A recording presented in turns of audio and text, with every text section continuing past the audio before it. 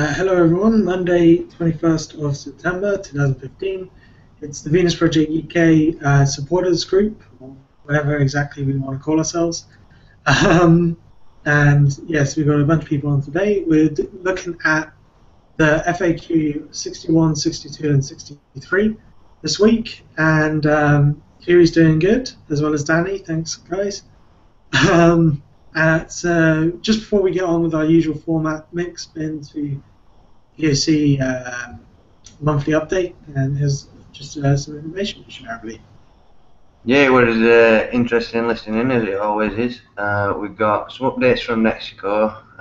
They've gone full out and done a whole spreadsheet chart thing of how many Facebook likes and who are the people that are coming to the hangouts, and they've also done a little handbook of what being an activist, what you can do as an activist, and they've also been using a site called kanbanflow.com, which is a free site to get going with projects, explaining what stage people are at in projects, etc.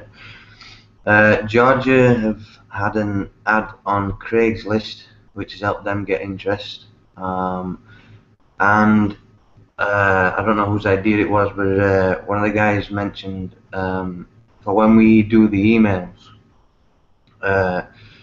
once we've responded to the email, just save the email at the side of the people that we've responded to if we're making notes, which I thought was a good idea. Florida are doing a Venus Project exhibit at the St. Petersburg Science Festival, and they're talking about doing a podcast with Anonymous to promote the Venus Project. Greece are in a bad way, according to Tassos, but Tassos is trying to get in contact with groups that have close values to the Venus Project to hopefully promote the Venus Project. Brazil have got crazy amount of activists. They've got an event in the cultural centre in Casa Una, which apparently is Brazil's third largest city. They have a design group, a social media group, a translation group, events group, and a promotion group. So it's all kicking off in Brazil. Spain have lost a POC, but they think they might have gained another. Slovenia have done some proofreading and are translating The Best That Money Can't Buy. They said they hope to be finished in the next 3 months. They've got 3 new members, 2 for the translation team and 1 who's heading for point of contact. They've got upcoming event for volunteers, doing a presentation event thing, and they've got 2 lectures scheduled in the next 2 months. Israel, apparently they've not been in contact for a while, but they went through all the things they've been doing this year, and apparently there's a lot going off in Israel as well. They paid for a professional designer to work on their Facebook page, which has helped them grow a bit, and they've sold a lot of The Best That Money Can't Buy. They've lectured 40 times and done several radio interviews. They've done 20 session educational seminars, bringing new volunteers. They've had a viral video which is apparently quite humorous, but it's in Hebrew, so I can't tell you what's funny about it, which has reached over 50,000, which has had over 50,000 views. I think it's taking the piss out of the current capitalist system, and they may be collaborating with a major metal band, but that's in progress. Finland's going to be talking to around 10 to 20 individuals in October, so those were the most poignant of updates, and that's it. Awesome, thanks Mick. It's always good to hear what everyone's doing. I'm interested in that Mexico handbook. Maybe we can get it translated into English. I've got the links if you want. Yeah, is it all in Spanish, I assume? I think so, yeah. Okay. That'll be easy enough to get translated.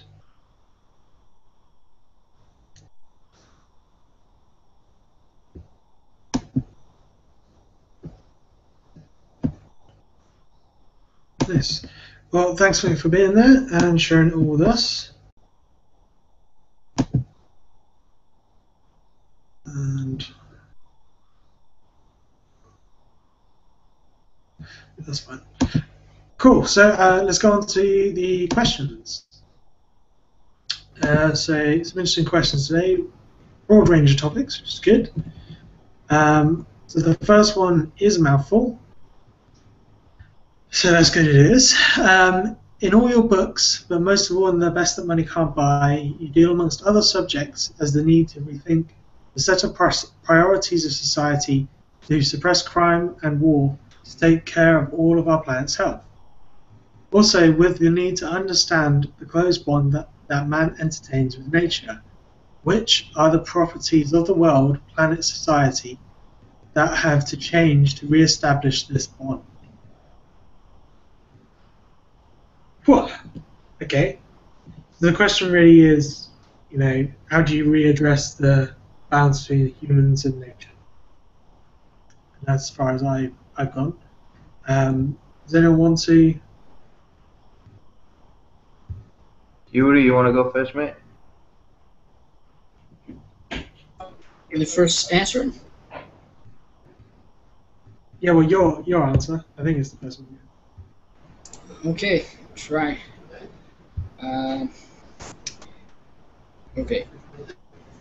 I haven't read the book yet, any books actually, but as far as I know, understanding that we are not separated from nature, we are part of it, that we're connected, and our activities also affect everyone around us, because if you isolate yourself in a private little island with someone with tons of toxic material into the ocean, in other parts of the globe, the oceans move, the air moves, so it can eventually affect you. That's it. Good answer. So mine was, once all the world's nations have come together to declare the Earth's resources as common heritage of all people, then we can see that the value of the environment and our place in relation to Earth, and we can realize our place as the guardians of the Earth rather than exploiting its resources for profit. I said we have to regain a balance or harmony with our environment instead of plundering it for profit. The value has to change from wants to needs, and from competition for profit to collaboration for human and environmental needs. And I said we need to understand that it is this planet that sustains us. All our actions should be made with the Earth's best interest in mind, not for personal or corporate profit. Yeah, I haven't put anything on the sheet, so I don't have much time to look at questions, but it'll all start to happen when the monetary system crashes and the robots are taking over. People will become more aware. Then I can't see anything happening until we get like a big crash.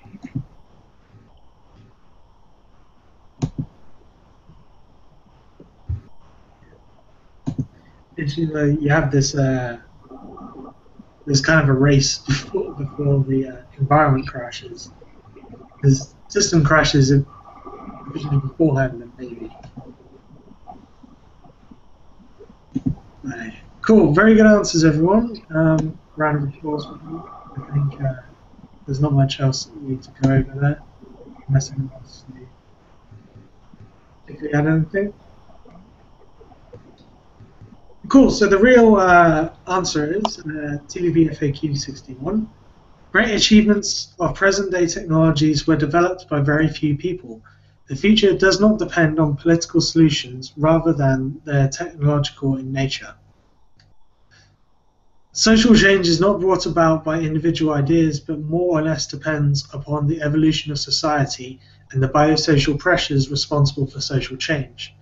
It is brought about by nature or economic occurrences which threaten large numbers of people.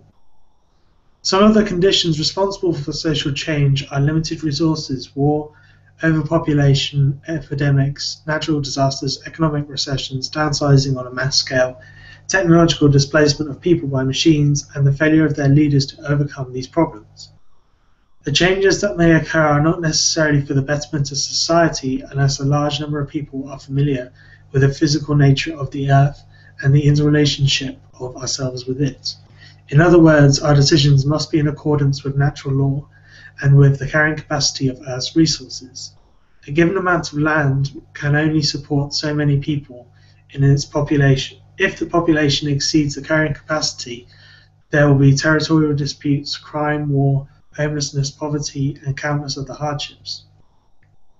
All man-made law and treaties are artificial. They are rarely based upon the physical factors responsible for human values and behavior.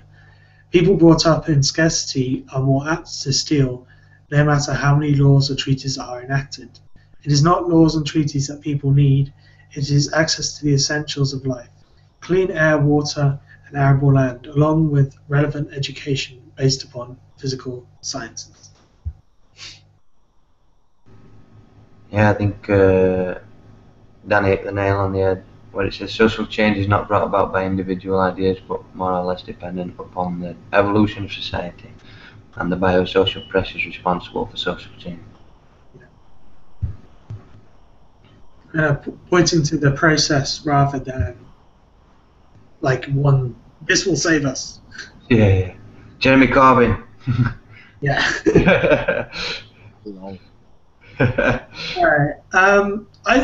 Unless anyone has anything else on that, I just got one kind of thing that's on my mind that I may be a little unclear about, and I'm going to ask you guys to answer this, which is Jacques says in here that our decisions must be in accordance with natural law. And I know the Zeitgeist movement, you say natural law, resource-based economy. So what kind of exactly means natural law? What are we trying to describe there? I don't know if there's different definitions of, say, the Zeitgeist movement. Say what he's talking about here. What is natural law?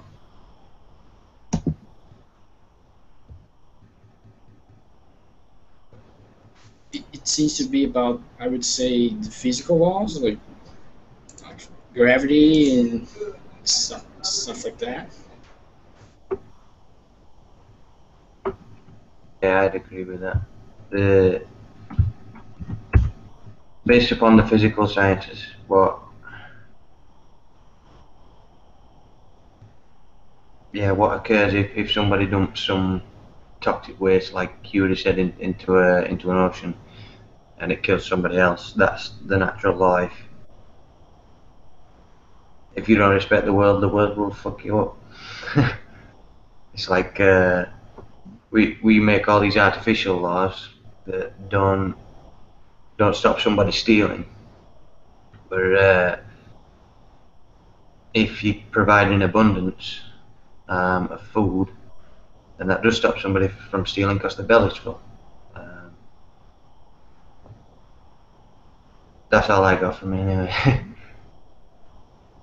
Yeah, cool. That's exactly the way I was thinking about it. I just wanted to double check. Yes, they're just the physical properties of the universe. They can't be broken, or as we know them today, they'll change eventually, or our understanding of them will change. I still can't wait for automated tests of gravity to make sure it doesn't change over time. You never know.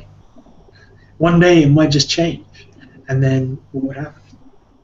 So that's when cybernation comes in. You have a little thing that goes, oh, the gravity's changed. Okay, what happens now? Stop these trains. Wow. Yeah, absolutely. I don't expect gravity to change, but it might do. No one knows about gravity. It's a very strange force. Yeah. Okay. I just wanted to add on the natural law thing. I think maybe it's about like everyone working together. For example, if you dump toxic waste in the river or pollute the air, that affects everyone in the world. I think maybe it's along those lines. But yeah, in that instance, say the oils, things in the ocean, the natural law is like the dissipation of that materials, the flow of the oceans that will take it to certain areas, that kind of thing. Alright. I was thinking here about this natural law thing, and it seems to me that the best way for me to understand it is like thinking of the laws of nature. Because if you took us off the planet, then the planet wouldn't actually have a law, would it? But things would happen. And obviously it does seem, in relation to the planet, we are the unharmonious species on here at the moment. If we get rid of human beings, everything else has a symbiotic relationship. To a certain degree, things have gone extinct before humans. You know what I mean? The dodo. Yeah, it's. I accept your point. Like to say, things have gone extinct, but then evolution is obviously still happening, which would mean that things would. What humans really, what sets us apart is really our ability to abstract and create abstract laws. That's like a jury system, the concept of justice. Yeah, which is what. Yeah. But also like the humans, I think we should get him the lecture. The Humans, Are We Just Another Primate by Robert Sapolsky is brilliant because he talks about like how humans can be abstract, but he's saying it's not always a bad thing. Like I think it was a nun that said we should love the unlovable and tolerate the intolerable, and just through thinking through an abstraction, we can strive to achieve things that looked impossible. I forgot what else he said about. Oh yeah, and the other thing that separates us from animals is that we can cooperate on a large scale. But I do see the parasitical side of humans as well. Infinite growth on a finite planet. Yeah, we have the potential to be really good for the planet or really bad. That's it. Like as Meg was saying, the abstract thinking, it's about how we do that. Through that abstract thinking, we can think of the planet as an entire ecosphere and try and manage it, or we can set up laws. We can create our own depression. We can do lots of things that are really detractive from them. It's basically like technology. It's how it's used in the end. How we're used is how we're culturally programmed.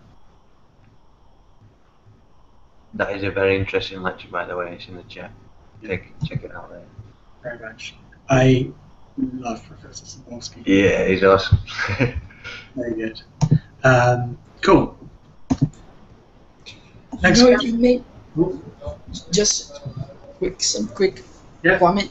I just thought about it, and we are parts of the, this whole ecosystem. And I was thinking, natural law is basically like gravity and all those forces, the interaction, the dynamics of all these forces and actions and reactions occurring.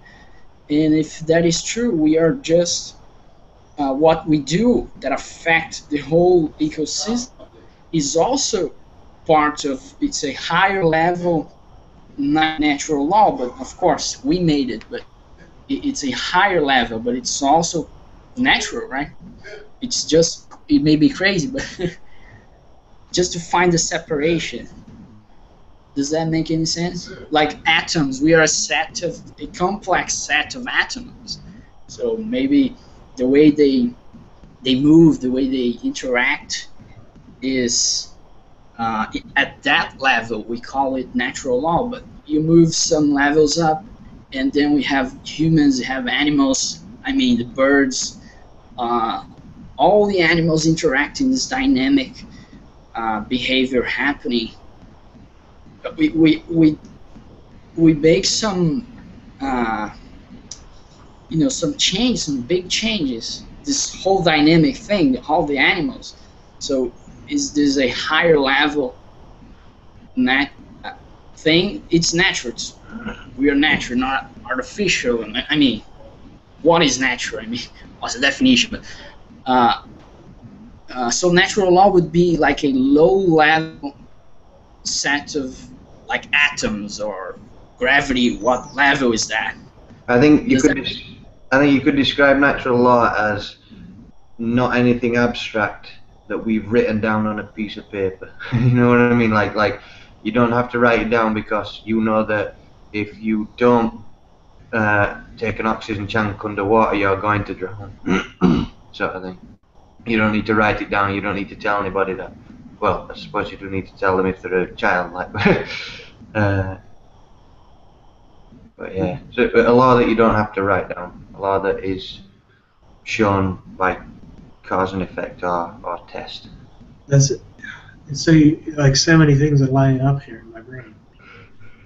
Because we're talking about human behavior as mechanistic. What drives that mechanism is natural law, as you just kind of explained. Like it is the natural laws of the wiring in your body and everything that's going on. But the interesting thing is, yeah, natural law works all up to a point, but then we can have ideas, and ideas are not bound by natural law, and we can then impose those ideas onto a world and natural law is unrelenting. So you can get real problems there, at least with your expectations and depression and stuff like that, and also like capitalism as a whole. Because it doesn't correlate to the world of natural law, and it's just that's just dotted up everything, like loads of things I've been learning about for ages. Thank you, Hiri. You're there now. All right. Any more on that? We've gone way off topic, but that is absolutely fine. We can stay here if we.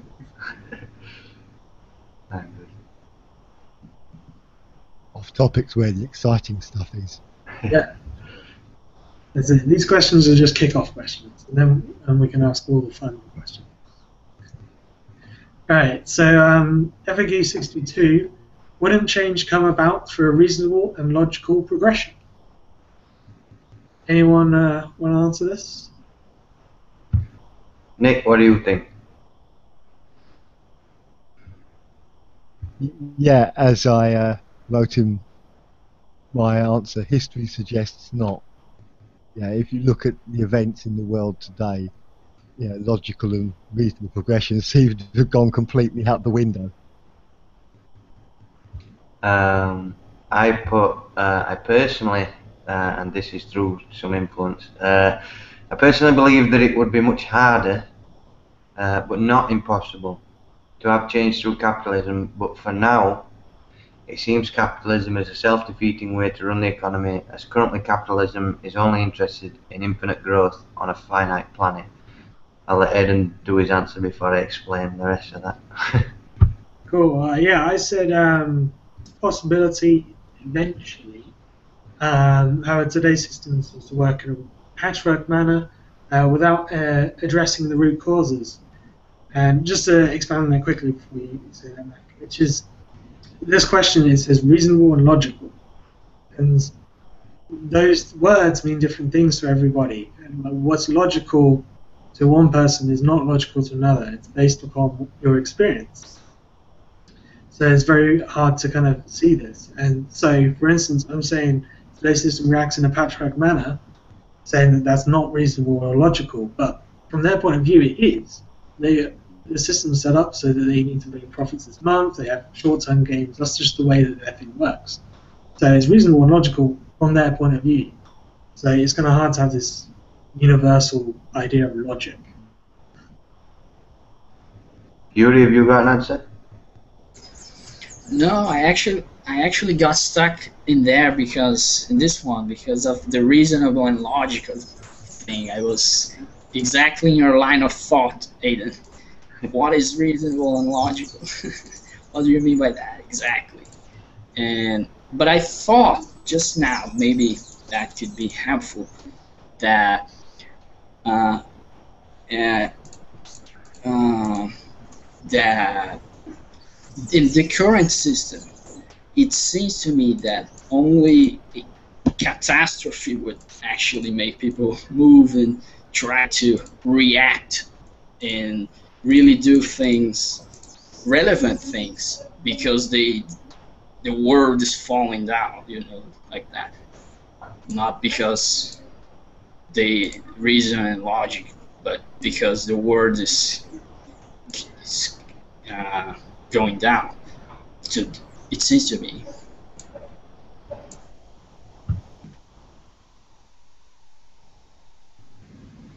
Danny, have you got an answer?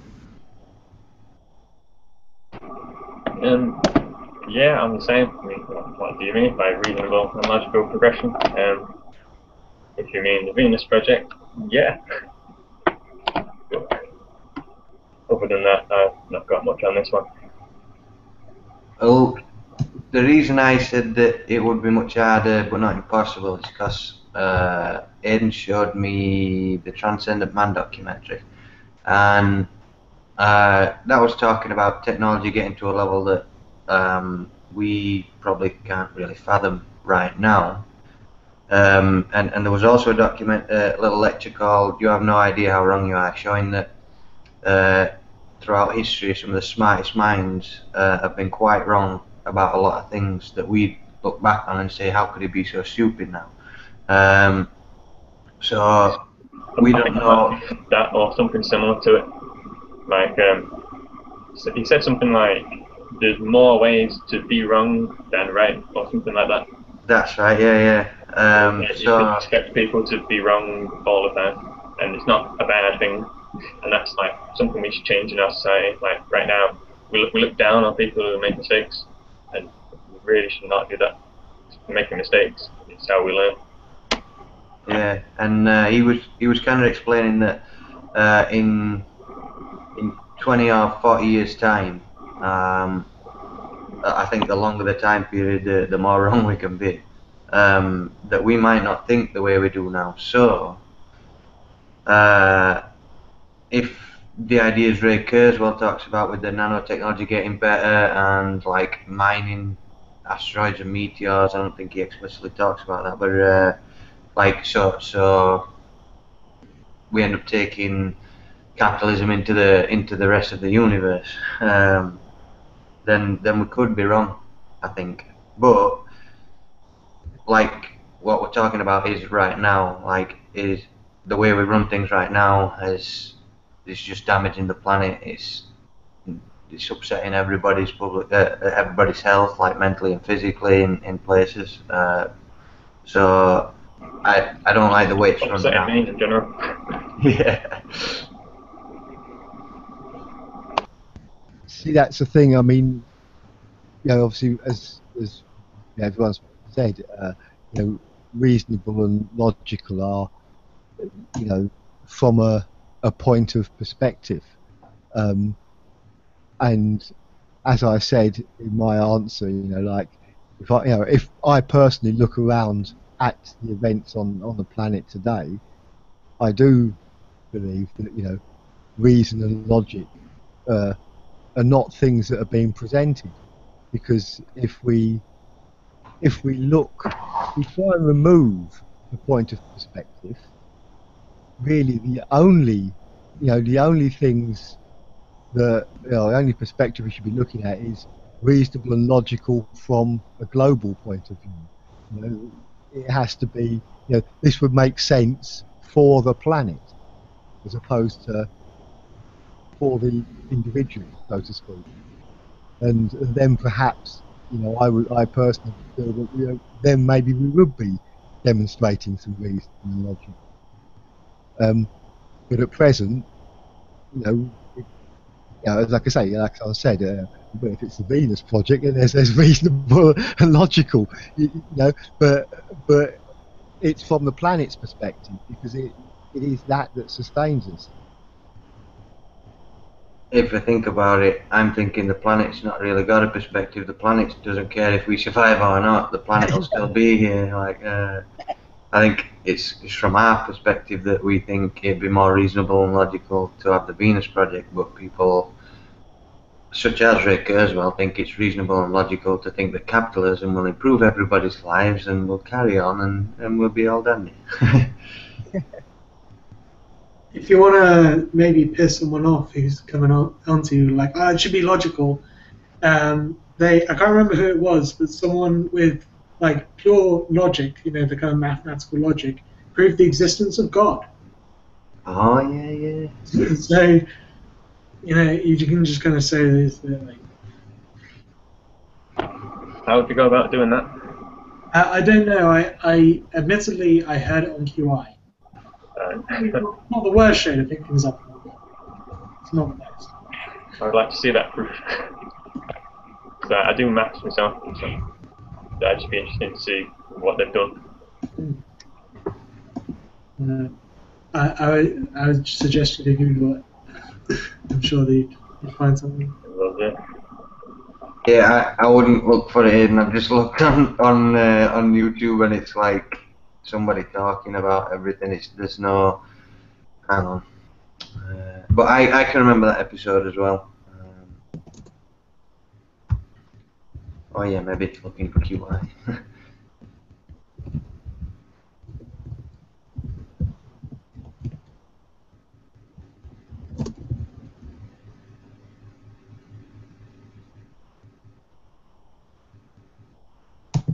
Here we go. I think I've got it. It's called Gödel's Ontological Proof. I'll put the link into the wiki page now. But okay. If a link, have a little investigate. I'll read out the answer, the real one, unless anyone wants to say anything more. I'm good. Or if anyone wants to read this one. I can read it if you want, mate. Yeah, well, give me a shout if it gets too long. TVP FAQ number 62. Wouldn't change come about through a reasonable and logical progression? I do not believe it can be brought about by the free exchange of ideas alone. It takes more than words and verbal exchange to bring about an innovative society. It will require a new set of values more appropriate to our needs. The solutions to our problems will not come through the application of reason or logic. We do not live in a reasonable or logical world. There is no historical record of any society that deliberately and consciously modified their culture to fit changing times. The real factors responsible for social change resulted from biosocial pressures inherent in all social systems. It is brought about by natural or economic occurrences that immediately threaten large numbers of people. Some of these conditions for social change include limited resources, war, overpopulation, epidemics, natural disasters, economic recession, downsizing on a mass scale, technological displacement of people by machines, and the failure of their appointed leaders to overcome these problems. Change can come from disasters or from Change can come from disasters or from major technological advances. The introduction of agriculture brought about a significant change in society, as did the Industrial Revolution and the introduction of the medium of money to the exchange process. From a historical perspective, all of these appear positive. At the time of their inception, however, people lost jobs, new skills were required, and entire ways of life disappeared. The direction change takes is not always for the better or for the improvement of the human condition. Change is risky. Deprivation or scarcity that is artificial or real drives the economy. Power-seeking leaders command weapons powerful enough to annihilate entire populations and render our planet uninhabitable. Humankind's potential for creativity and innovation far exceeds its inclination to destroy Yet every time that we exercise destructive power, we take 1,000 steps backward for every few forward. History shows that not all change has been beneficial to humanity or to the integrity of the planet's life support systems. For this reason, many people desire a return to earlier and simpler times. I am not advocating that these older institutions be overthrown. It is just that they are becoming unworkable. Unfortunately, it will most likely take a social and economic breakdown to bring about the demise of the old system and its institutions. At this point, the only significant social change will probably occur when a sufficient amount of people, through economic failure, lose confidence in their elected officials. The public will then demand other alternatives. While we would like to think that this could usher in a bright new chapter in the human drama, it is far more likely that the most probable course will be a form of dictatorship, perhaps even an American brand of fascism, ostensibly presented to the people as a way of protecting them from the products of their own inadequate culture. However, it is not enough to point out the limiting factors that may threaten the survivability of all nations. The challenge that all cultures now face in this technological age, some more than others, is to provide a smooth transition towards the introduction of a new way of thinking about ourselves, the environment, and the management of human affairs. It is now mandatory that all nations engage in a joint venture, planning on a global scale for new alternatives with a relevant orientation towards social arrangements. This is the only option if we are to avoid the unavoidable decline of the civilized world. If humankind is to come together toward a mutual prosperity, universal access to resources is essential. So yeah, I think Nick hit the nail on the head as well. There is no historical record of any society that deliberately and consciously modified their culture to fit changing times. Very much. We're just so reactive. You know, there's no forward planning really.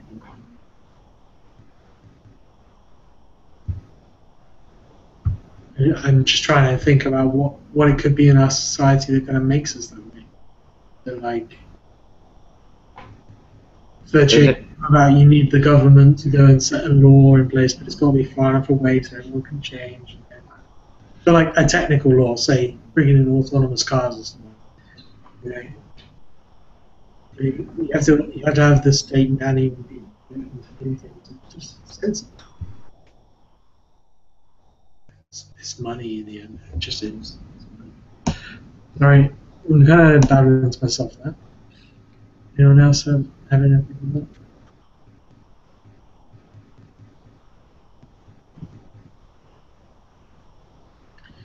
Cool. So, last question for today. What guarantees people the right of participation?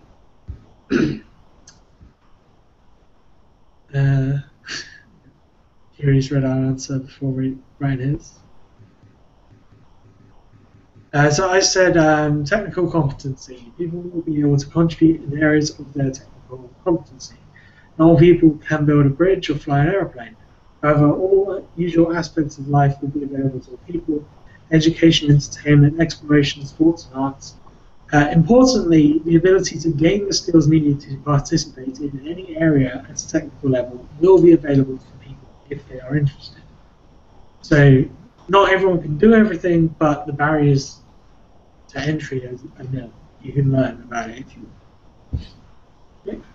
Yeah, I wrote similar. Competency is what will get you the right of participation. You must prove you're competent, because if we put a competent football player in the role of an engineer, things could go sour.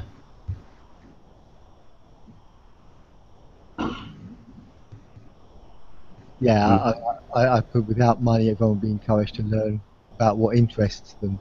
If you wish to participate, you could. And if you wish to sit alone on top of a rock for 30 years, you could.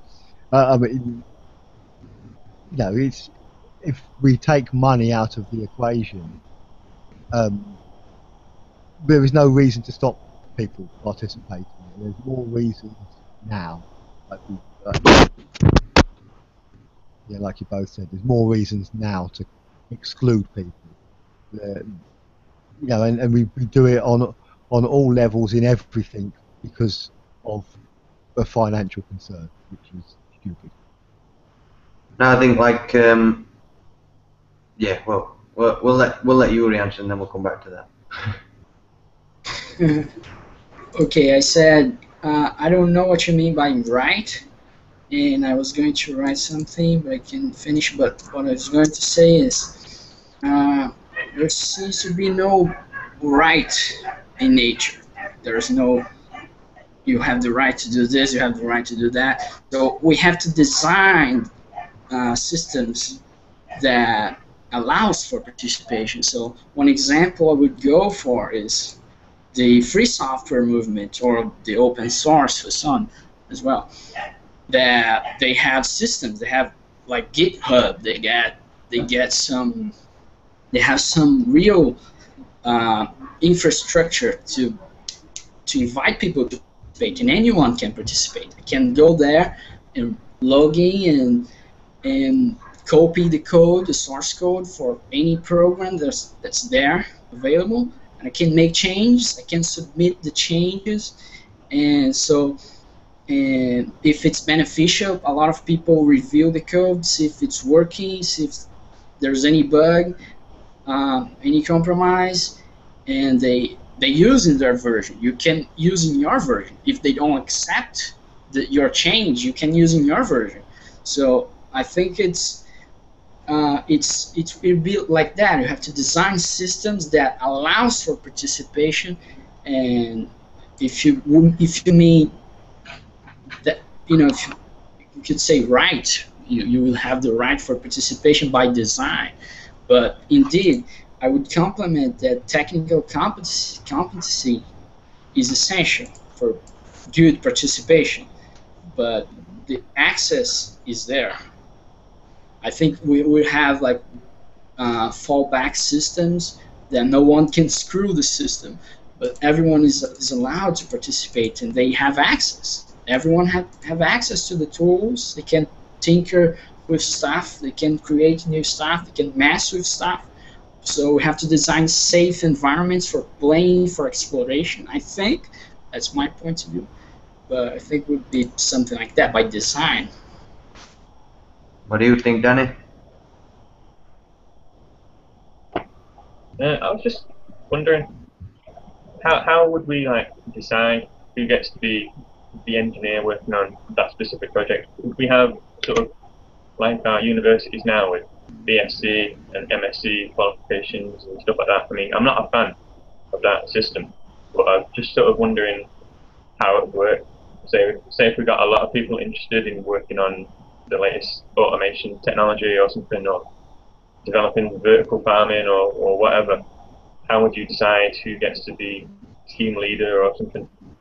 I think, and I don't know, but I guess, have you seen Star Trek, where like they've got the engineer and then they've got like the little apprentice? And not so much now. I'll have to check it out. It's not always like every episode you'll get an apprentice, but like they'll take somebody under the wing and say, look, this is what we're doing today. This is how you do it. You've got to learn this. Remember this. You know what I mean? And I think it'll be more that kind of learning, hands-on. Yeah. But there may still be like testing, etc. You know. Yeah, go on in. But yeah, I think application process would still be pretty possibly tough if it's a really high ranking thing. I'm just thinking from say a programmer point of view, just because that's what I do. So I just think about it that way. You'd probably end up because there's no privacy really. You can see your work. You can see what you've done. And you can maybe do some sort of clever algorithm to look through your stuff and go, hey, this guy is really relevant for this job. This guy maybe not so much. Does that answer it? Yeah. Good answer. And I think coming back to what Nick said about money in this system, yeah, I believe money does hold people a lot from participating in the sense that you have to, particularly in this country, you have to pay for any education to try and do a job, to become competent at a job. But when it comes to participating in a resource-based economy, I wouldn't say that anybody can participate at any time. I think it's like you couldn't have a 5-year-old like sat on a shuttle on the way to Mars. You know what I mean? You've got to prove that if he's 5 years old and he can like prove that he's competent, great, send him off. But you've got to show that you're competent to do the job before you can do the job. But in the resource-based economy, like Aidan says, you don't have to worry about money. You have the ability to learn as fast as you want. If that's the one subject you want to learn about for quite a long time, go for it. And I think education will be better, hopefully, in an RB. Yeah, that's what it all comes down to, it, the money. Getting financially raped by university at the moment. Yeah. They keep offering me courses to learn things and like read and that for jobs, but I got my yearly statement for it. It's just like I'm not on a fairly decent wage, and I'm still earning like 20 grand, like 5 years afterwards. Yeah, I think that, you know, in a resource-based economy, as I said in my answer, you know, like, because as you said, you know, you wouldn't put a 5-year-old on the space shuttle, but if a 5-year-old was interested in the space shuttle, there would be a route where he could learn about what's happening there, and that would be available to him, and you know, he would have the enthusiasm of a 5-year-old, you know, which would probably mean that, you know, by the time he was 7, he probably would be competent, and that's the thing, you know. But of course, that in between that, there's a time where he's 5.5 and he decides that he wants to learn about growing flowers, and he could freely change and learn about that. You know, there, as it's been discussed, you know, you have to be at a level of competency to do something at the highest level. But, you know, the most competent person, you know, in any field, at one point knew nothing about it, had to learn it all. And it's the key thing, you know, is allowing people access to the information, keeping, you know, the information there. You know, you can look at things, any project right now on this planet. There's, you know, perhaps, you know, 5 or 6 or 7 or 8 or hundreds of different people developing the latest technology for television, and you'll get this TV has this new feature and this TV has that new feature, and people protect their work. Whereas, you know, you take money away, you know, you have a good idea, someone that can see that idea and go, hey, that's great, have you thought about this? And you can go, oh no, shit, I didn't think about that, oh wow. You know, and you can make the idea bigger and better by the cooperation. You might have engineers around the world that are just wasting time trying to copy each other. So Indeed. Working, basing on each other and pushing it really forward. It's crazy. Daniel, I think you wanted to... Yeah, I was just saying, on the whole, children being excited about things and curious, I don't think that just sort of goes away because you get older. I think it's more that when you get older, you care more about what other people think. So you sort of, people are conforming to the norm in society. I think people do get excited about things, but they don't act on it because they're afraid of what other people will think. Yeah, I've often wanted to like climb around the bus like I did when I was a kid. You know, like swinging from the bars. Ding ding ding ding ding. I'm always wanting to, like, I don't know, get my old wooden train sets out and just play with them, but I don't, because what would everyone else think, you know? This is like a session, like an Alcoholics Anonymous for children. My name's Mick and I want to climb on the bus. Yeah, surely that's why we have children, so we can play with the toys again. Yeah. Exactly. Yeah. And as for the misbehaving on the bus, I think I still do it today. Oops. We're all just big kids. That's the thing, we get older, but we don't really feel older. You Yeah. know, Yeah. the body might not react as well as it used to, but you know. Yeah. Body is age, but I still want to behave like a kid. Indeed.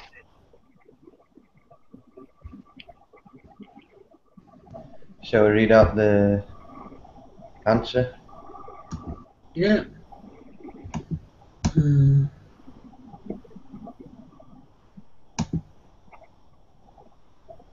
Not smaller. Yeah, I'll read this one unless anyone really wants to. Okay. FAQ 63. What guarantees people the right of participation? Without vested interests in the use of money, there is little to be gained by squelching opinion, falsifying information, or taking advantage of others. There are no underlying rigid social barriers limiting the participation of anyone or restricting the introduction of new ideas. The main objective is full access to information and the delivery of goods and services to all people.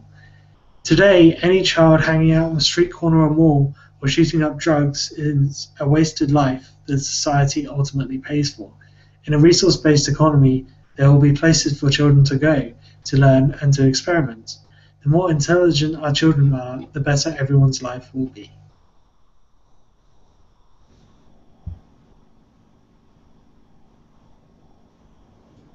Cool.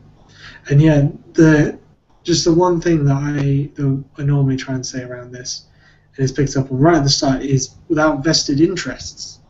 So if you start saying to people, you know, not everyone can do everything. There's technical people. They might go, oh, it's a technocracy kind of thing. What happens if we get a technical elite? But really, there is no differential advantage. So you like what affects you affects them. So they're not going to do something that hurts them negatively. And so you can basically trust people in these positions of like temporary power where they can do something or other.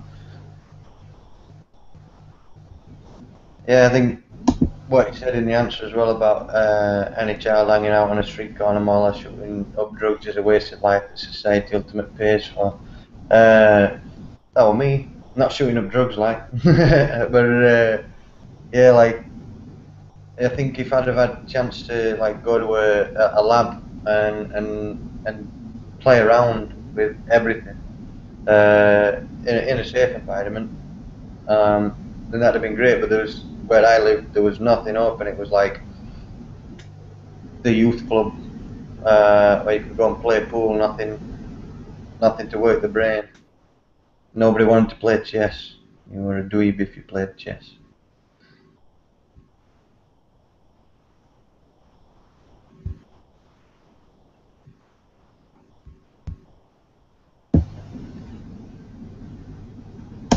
Cool.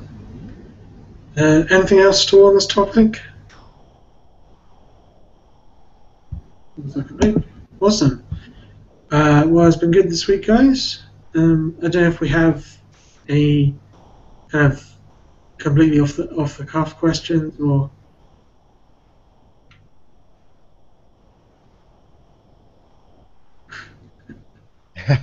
Yeah, that's a very good answer, Hugh. So, if someone says, "Do you have the right to participate?" you say, "Please participate. Make our lives better."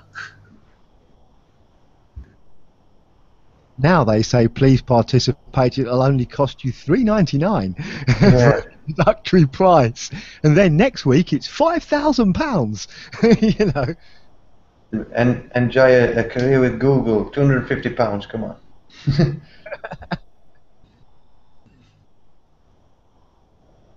Cool. All right, and that's all the broadcast. Thanks, everyone.